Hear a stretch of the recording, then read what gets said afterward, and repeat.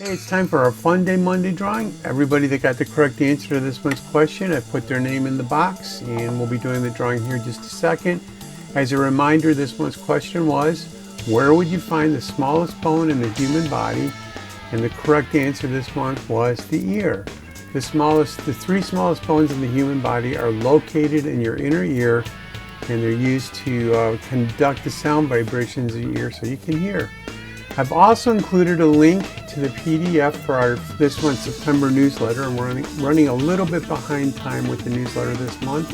We've got some great articles, good luck, bad luck, what actually is happening to home prices today in the market, Bill Gates' annual reading list, some good reading if you're looking for some books to read and just to take in, how Abraham Lincoln settled the problem, and how to position yourself as an expert in the subject, and much more. So take a moment, enjoy this month's newsletter.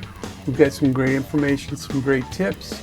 And as far as the name goes in the drawing, I'm going to reach in and pull out a name. And this month's name is Kevin Summers. Kevin Summers. Kevin, there it is.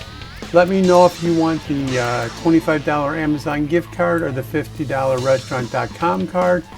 Keep an eye out for next month's October Funday Monday contest. That'll be coming out the first Monday of the month.